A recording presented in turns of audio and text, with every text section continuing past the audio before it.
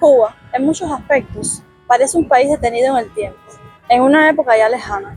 Este cuadro se vuelve más realista en sus calles, al ver pasar uno detrás del otro a los mismos autos que ya transitaban en la década de 1950. Estos autos clásicos, conocidos como almendrones, son un icono indiscutible de nuestra isla. Pero ¿cómo y por qué siguen aquí? El primer automóvil introducido en Cuba fue un Le Parisien francés en el año 1898 por el señor José Muñoz. Costaba 4.000 francos franceses y alcanzaba una velocidad máxima de 12 km por hora y una potencia de 2 caballos de fuerza. Más que una compra personal, era una propaganda, ya que el señor Muñoz se estableció casi de inmediato como el representante de la marca en la isla. El año siguiente, en 1899, el famoso farmacéutico y hombre de negocios Ernesto Sarrat traería desde Lyon un automóvil Roger Schneider que alcanzaba una velocidad de 30 km por hora y 8 caballos de fuerza. Desde entonces, tener un automóvil se convertiría en un elemento de rango social y en algo exclusivo para muy pocos. En 1906, con una docena de vehículos circulando por La Habana, ocurre el primer accidente automovilístico, en la todavía peligrosa esquina de Monte y Ángeles. El suceso se desarrolla cuando el auto conducido por Luis Mars y en el que se encontraba el presidente Tomás Estrada Palma atropella al dependiente de comercio Justo Fernández. Se dice que Luis Mars había bebido de más, mientras que Justo Fernández no miró al cruzar la intersección. Como resultado, muere el empleado de comercio. Para 1910, el estadounidense Henry Ford, con sus nuevos procedimientos para organizar la fabricación de automóviles, logró abaratar los costos, por lo que incrementó la cantidad de personas que podían adquirir un automóvil. Al llegar a Cuba, el modelo Ford T, se popularizó y cubanizando la frase "Footing and Go", los cubanos comenzaron a llamarlo Fotingo. La primera mujer en obtener el permiso de conducción en Cuba fue la maretriz María Calvo Nogarce, en la década de 1920, quien se paseaba bajo la mirada apasionada de muchos en su convertible rojo por Prado y Malecón. Debido a que la economía cubana estaba atada a la producción de materias primas, Cuba nunca desarrolló una industria de fabricación de automóviles, por lo que dependía exclusivamente de las importaciones. Hasta la década de 1950, la industria estadounidense primó como proveedora a Cuba. Durante todo este periodo, muchos fabricantes de automóviles estadounidenses utilizaron a Cuba como carretera de prueba, llegando incluso a estar disponibles para la venta en Cuba antes que en Estados Unidos. Empresas como Ford, Cadillac y Chevrolet se encargaban siempre de que sus últimos modelos llegaran al sur de Estados Unidos y a La Habana. En 1956, en Cuba había más de 140.000 coches, de los cuales unos 90.000 se encontraban en las calles de La Habana. Y para el año 1958, Cuba ostentaba el título de tener el sexto lugar en cantidad de coches por habitante. Con el objetivo de mantener viva su historia, se crea el Museo del Automóvil, que se traslada en el 2019 al espacio El Garage, ubicado en San Ignacio número 305 entre Amargura y Teresa Rey, en el centro histórico de La Habana Vieja. En se atesoran automóviles de gran valor histórico y patrimonial, algunos por el hito que representaron para su época y otros por pertenecer a figuras reconocidas.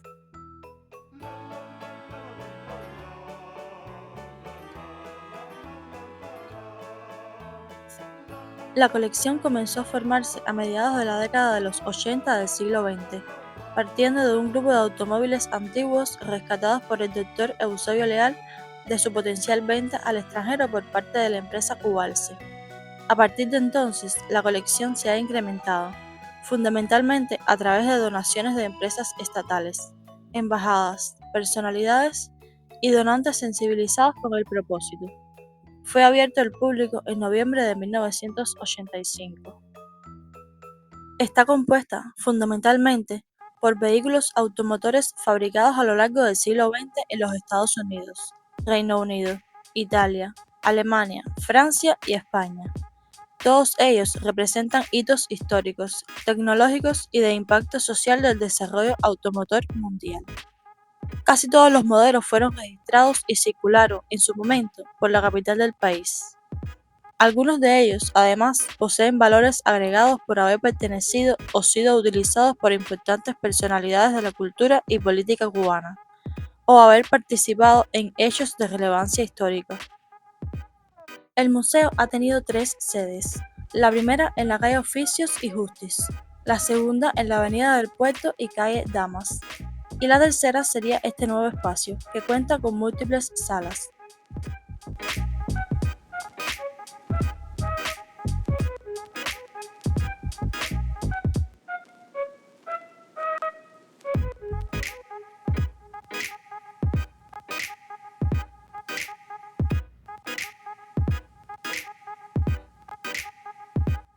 Además, el museo se mantiene en constante crecimiento con la adquisición y restauración de vehículos clásicos.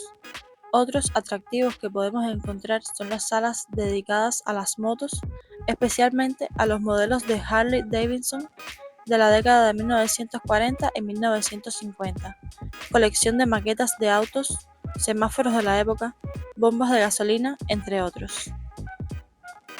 Por cierto, cabe mencionar que el actual Hotel Iberostar Grand Packard debe su nombre a que en los bajos de la construcción se establecieron concesionarios de la marca de auto Porsche y Packard. A pesar de las bellezas del museo, existe uno mucho más grande y dinámico, la propia ciudad. Aunque cualquiera de estos coches fuera de Cuba podría considerarse una pieza coleccionable, esta no es la razón por la que los almendrones se encuentran bajo el sol inclemente, sobreviviendo en el tiempo. A partir de la década de 1960, con la ruptura de las relaciones del gobierno de Estados Unidos con Cuba, disminuyó la importación de autos y por tanto se dejaron de conseguir piezas de repuesto. Ahí tuvo que entrar en juego el ingenio de los cubanos para mantener andando aquellos vehículos, inventando algunas piezas y utilizando piezas de otros vehículos para adaptarlos. A día de hoy se mantienen operativos más de 60.000 almendrones, siendo algunas de las marcas más conocidas Chevrolet, Buick, Pontiac, Oldsmobile, Ford, Cadillac y Packard. Con el pasar de las décadas, esta necesidad para el cubano se volvió exótico para los extranjeros, por lo que muchos no pueden visitar la isla sin pasearse en un exótico almendrón. Muchos famosos lo han popularizado, como es el caso de Paris Hilton, de Beyoncé, de Kim Kardashian y de Vin Diesel, mientras grababa las escenas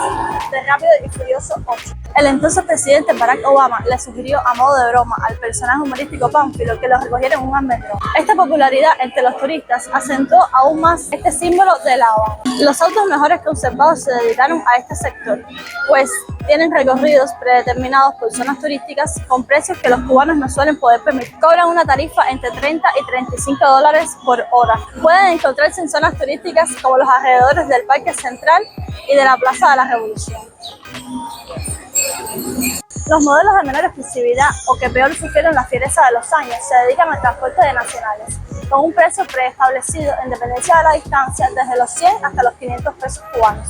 También existe la modalidad de alquilar un carro para un tramo corto a partir de los 1.000 pesos, pero esto no es asequible para todos los cubanos. Aún así, son muy utilizados, pues salvan en aquellas situaciones en las que no se puede esperar horas por el transporte público. Las transformaciones realizadas a los autos que se dedican a transportar a los cubanos suelen ser más rústicas debido al menor ingreso con el que cuentan. Estos se enfocan en incrementar la capacidad de pasajeros que pueden abordar y muchos de estos son muy incómodos debido a que no hay espacio para las piernas o a que la altura no es la necesaria para sentarse cómodamente. Otros propietarios sí prefieren mantener el confort inicial. La adquisición de los almendrones en Cuba solía ser, como cualquier otra reliquia familiar, de generación en generación, pero en el 2011 se aprobó a los cubanos la compraventa, permitiendo a las personas pasar la propiedad sin tener que ser familiares. Recientemente se ha permitido la importación de autos, muchos más modernos, pero a precios que muy pocos cubanos pueden pagar. Además, queda por ver cómo estos modernos autos se adaptan a las condiciones del clima y carreteras de Cuba. Con esto lo que podemos asegurar es que aunque se debilite un poco, aún le quedan años al reinado de los almendrones en Cuba. Por último, si hablamos de automóviles en Cuba, debemos hacer una mención especial a los autos soviéticos, Lada y Moscovich, donde en 1960 la Unión Soviética pasó a ser el principal proveedor del gobierno.